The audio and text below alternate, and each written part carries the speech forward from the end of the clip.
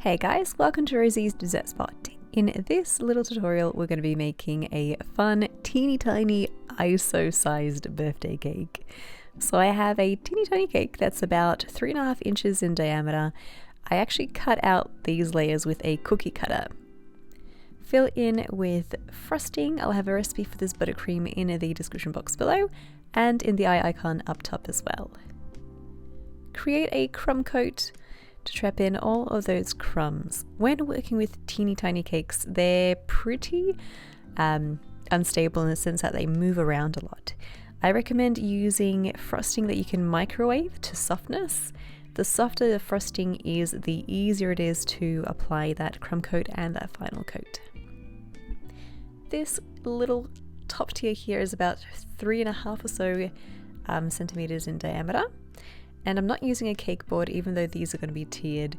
The weight of this top cake is barely even noticeable, so it's not going to cut into the bottom cake.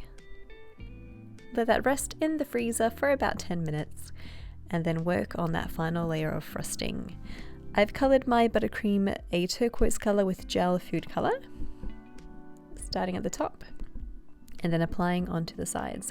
Again, I microwaved mine slightly so that it was nice and flexible and I didn't have to add a lot of pressure. Smooth it out with a frosting scraper, and then when you're happy with the finish, bring that lip of frosting at the top towards the center of the cake.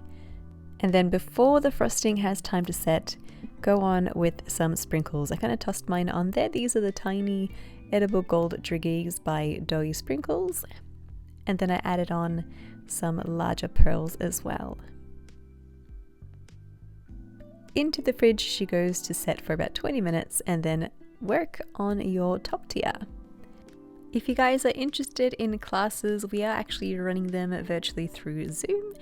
Those details will be listed in the description box below for you guys. Throw some of those edible sprinkles onto your cake again. Bring the lip of frosting to the middle. And then add on the larger pearls as well for contrast. Pop it into the freezer to set for a good 20 minutes and then release it from the cake board. Again, it's teeny tiny, it has no weight to it basically, so I didn't add any dowels and I didn't add a board underneath the top tier. I am going to stick them together with frosting though, so that step is pretty much the same as though you're creating a regular two-tier cake. At the base, I've decided to go in with a 104 piping tip filled with pink frosting, and I'm just creating these little flourishes just up and down, zigzag, and I'm kind of concentrating it all into a ball, and that's going to be our floral style decoration, but it looks more like coral. Do the same for the top of the cake, and then again at the base as well. Once that's been piped, grab another piping bag with a leaf tip, either a 352 or just cut an inward pointing triangle for the leaf tip. Add some green buttercream and then create little leaves around your coral-like flower. And your teeny tiny two-tier cake is complete. This is great if anyone is in isolation.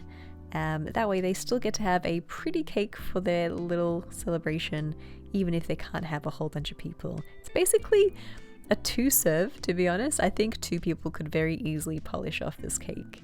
Hope you guys enjoyed it and give it a go. If you do, hashtag Rosie's Dessert Spot so I can see it too. Thanks again for watching, and we'll catch you in the next one.